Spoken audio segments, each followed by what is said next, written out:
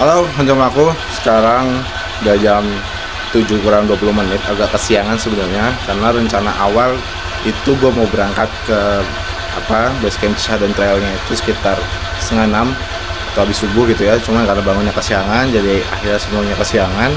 Cuman ya udahlah, nggak apa-apa. Karena berhubung ini adalah solo trekking gue yang pertama, jadi gue agak lumayan excited walaupun ada agak sedikit takut gitu ya. Cuma rasa takut itu alhamdulillahnya sudah gue antisipasi dengan persiapan yang matang, mulai dari trek dan perbekalan selama di jalan, karena nggak tahu nanti ada warung atau enggak di sepanjang jalannya begitu. Dan kapasitas fisik gue segimana, apakah memungkinkan untuk gue makan dan minum sampai di warung atau tidak gitu kan, nggak tahu. Jadi lebih baik mempersiapkannya dengan matang lah. Jadi ya lebih baik sedia payung sebelum hujan itu kira-kira. Dan sebentar lagi gue bakal langsung OTW ke Cisadon Trail di Sentul. Mantap. Halo macam aku, gue udah sampai di Cisadon dan ini tuh parkiran Pak Ahmad gitu ya.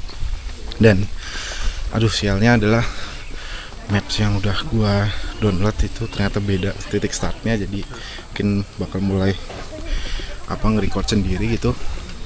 Dan sekarang gue mau jalan ke pos registrasinya. Dari parkiran Pak Ahmad ini kurang lebih 800 meter begitu kira-kira. Ikutin terus ya. Sebelum mulai trekking, jangan lupa buat pemanasan dulu ya. Pemanasan ini itu penting banget, tujuannya biar otot-otot kita siap buat diajak tempur. Ketika otot belum siap terus diajak aktivitas fisik yang lumayan berat, dampaknya bisa fatal. Kita bisa cedera. Seberes pemanasan, mari menuju pos registrasi. Sebelum sampai ke pos registrasi, kita bakal ngelewatin kandang sapi Pak Prabowo dulu. Kandang sapinya cukup luas dan sapinya tuh banyak banget. Pengalaman yang seru sih, bisa lihat sapi langsung dari peternakannya. Dari sini jalanannya langsung nanjak. Kebayang nggak kalau tadi saya nggak pemanasan dulu?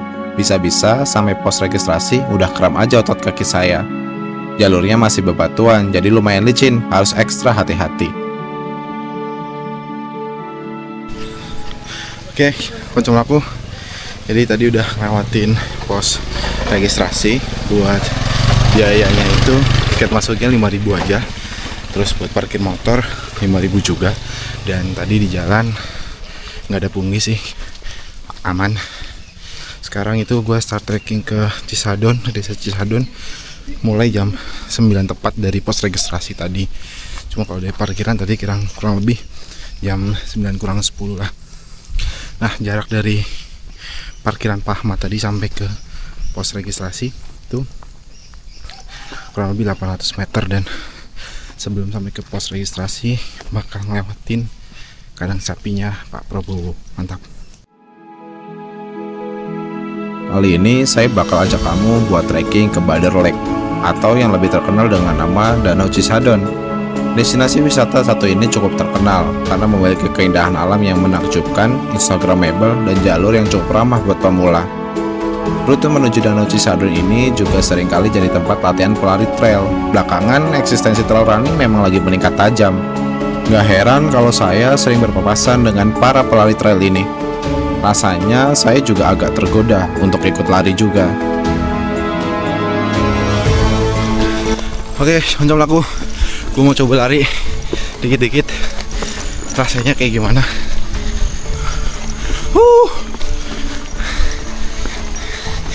Otot paha main banget ini, berasa. Mantap. Ternyata lari di hutan itu nggak semudah lari di jalanan. Butuh kapasitas fisik dan otot-otot yang kuat. Karena fisik saya belum sehebat pelari trail yang tadi lewat, jadi lebih baik saya lanjutkan perjalanan dengan jalan kaki saja. Trekking ke Danau Cisadon ini lumayan menyenangkan. Suasananya yang sejuk dan sesekali dapat view yang apik bikin hati sumringah. Rasanya mirip seperti main bola hingga waktu maghrib semasa kecil dulu. Sungguh masa-masa yang indah. Inilah hal yang saya suka dari main ke alam, karena alam tak pernah gagal membuat saya mengenang kisah-kisah yang membahagiakan. Terkadang juga yang menyedihkan. Kisah-kisah bahagia yang terpanggil seolah memberikan isyarat bahwa dulu kita pernah tertawa lepas.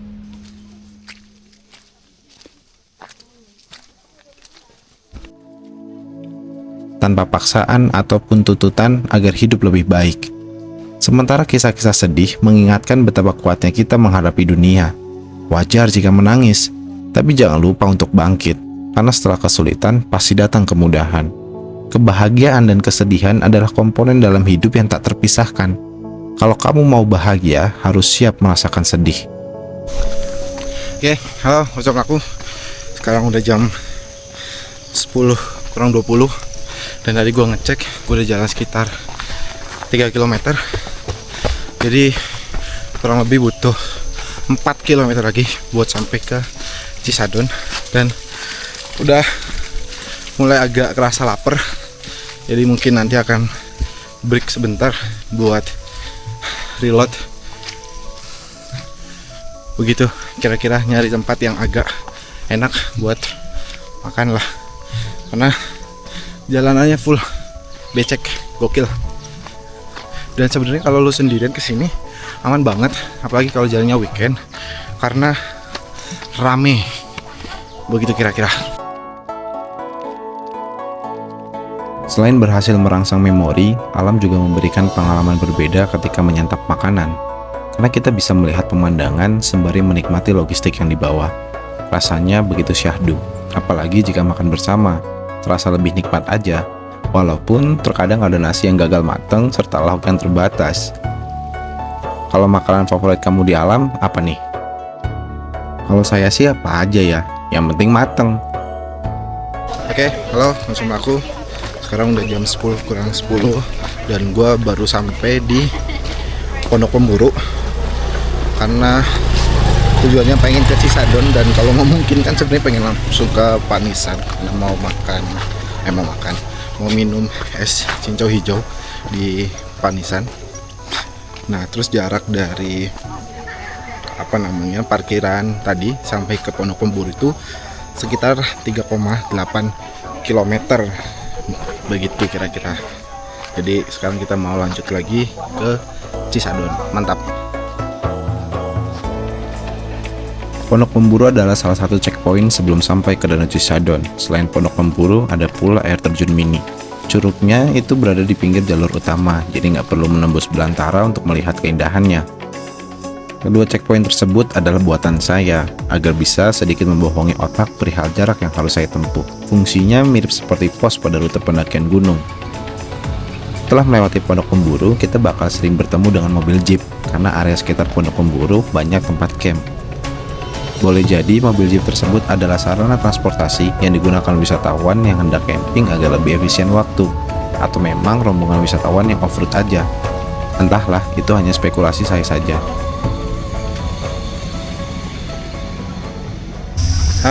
Sumpah sepanjang jalan tuh banyak banget tukang foto jalanan, ada banyak lah, namanya juga variatif.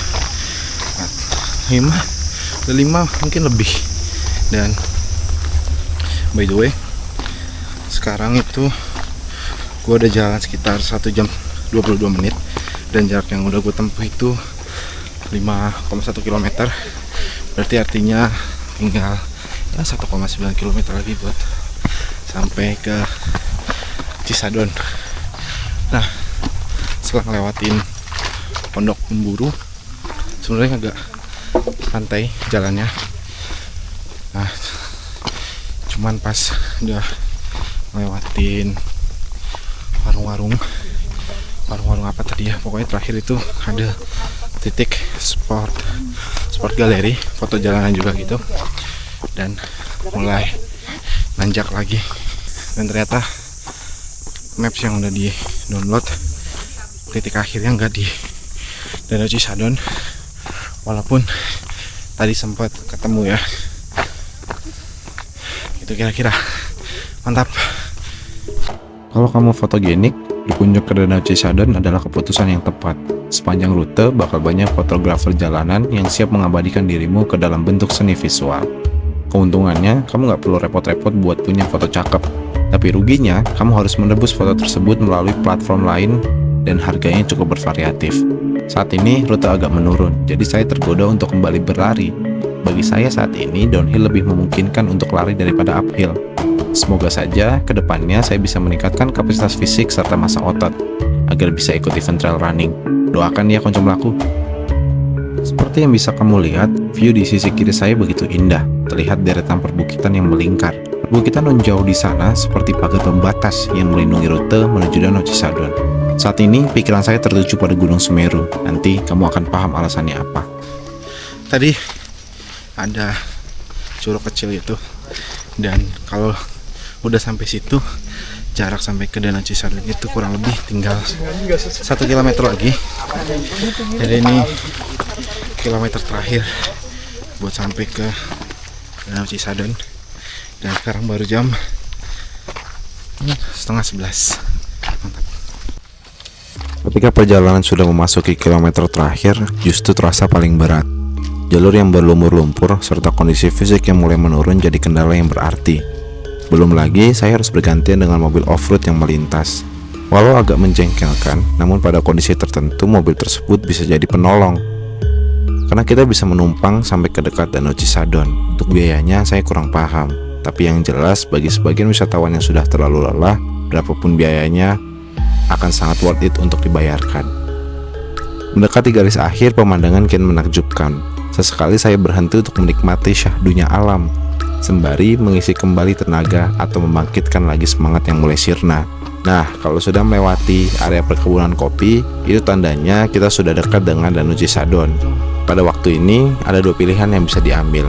Meningkatkan kecepatan jalan, atau jalan santai saja, toh tujuan sudah dekat.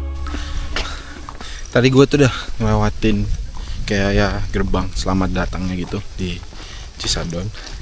Cuma masih belum tahu yang ada danaunya itu di mana, dan harus jalan berapa lama lagi. Karena kalau berdasarkan rekordan gua, itu tuh gue udah jalan sekitar 7,4 km, dan aktivitasnya udah 1 jam 57 menit, tapi masih belum kelihatan danaunya itu di mana. Jadi ini masih terus jalan, mungkin 500 meter lagi atau 1 kilo, ya nggak tahu lah. Semoga aja cepet sampai. Oke, mencoba aku. Akhirnya gue sampai juga di Danau Cisadon ya. Kalau banyak informasi di internet itu jaraknya kurang lebih 7 kilo, tapi ternyata gue tracking itu sekitar 7,8 kilo, jadi nggak 7 kilo pas gitu. Dan belum tahu nih elevasi gainnya berapa, cuman gue sih ngerasa nanjaknya agak lumayan ekstrim ya. Entah ekstrim atau kayak terus-terusan gitu loh. Sekarang paling planningnya di sini ya makan bekal, nikmatin pemandangan, enjoy momennya, dan kayaknya nggak akan ke Bukit Panisan karena nggak tahu deh, tadi nggak ketemu percabangannya kemana. Dan waktu sekarang udah jam 11 kurang 10 menit juga, jadi takut ke maleman sampai di parkiran tadi. Itu kira-kira. Mantap.